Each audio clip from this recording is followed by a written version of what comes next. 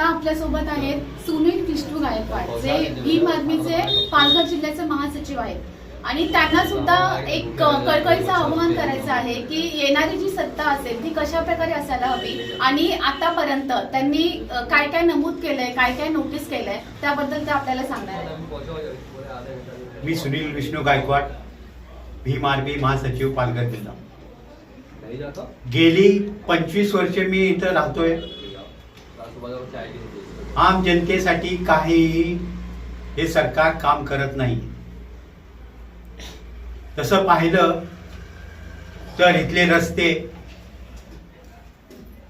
अजून काही सुखसुविधा जी सरकार होतं ह्या नालासोपारा वसई विरारमध्ये, ते काय काम करत नाही. तर आता सध्या महाराष्ट्रामध्ये भाजपा सरकार आलेलं आहे 10 वर्षापासून. ते सुद्धा आम जनतेचं काही विचार करत नाही. आम जनता सुखसुविधासाठी वाट पाहत असते, परंतु हे सरकार त्यांना काही सुविधा देत नाही. जसं की आता सध्या कुंभमेळ्याचं खूप प्रकरण गाजत आहे.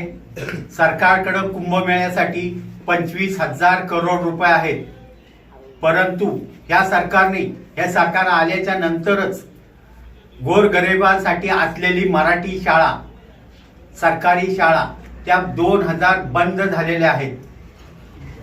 ह्या सरकारकडं कुंभमेळ्यासाठी 25,000 करोड रुपये आहेत, परंतु जिल्हा परिषदेच्या शाळेसाठी ह्या सरकारकडे पैसे नाहीत.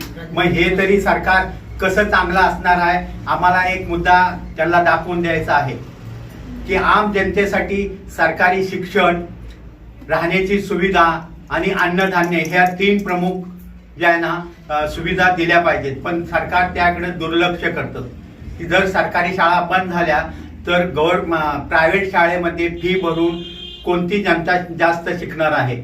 तरी ह्या सरकारकडे हेच सांगणं आहे की तुम्ही पहिले सरकारी शाळा, मराठी शाळा चालू ठेवा.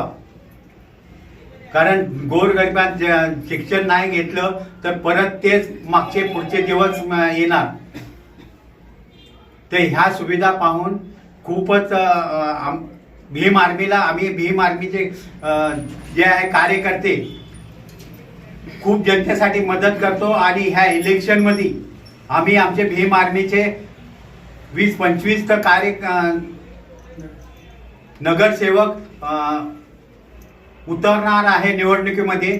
तरी जनतेला माझं हे सांगणं आहे की तुम्ही आजपर्यंत दोन्ही बी सरकार कुठले बी असू द्या, त्यांनी तुम्हाला किती सुविधा दिले. भीम आर्मी तुम्हाला सर्व सुविधा देण्यास उपलब्ध करून देईल. शिक्षण देईल, पाणी देईल, राहण्यासाठी सर्व काही सुविधा देईल. हे आमच्या ॲडव्होकेट चंद्रशेखर आझाद खासदार यांनी सांगितलेलं आहे की तुम्ही नगरसेवकासाठी जेवढे होऊन तेवढे उमेदवार उभे करा. ह्या सुविधा आम्ही पुरवू आम जनतेसाठी. एवढंच माझं जनतेला विनंती आहे की तुम्ही भीम आर्मी आझाद समाज सेवा पार्टीलाच लक्ष केंद्रित करा. कारण दोन्ही सरकार पाहिलं तर काही गोरगरिबांसाठी नाहीये.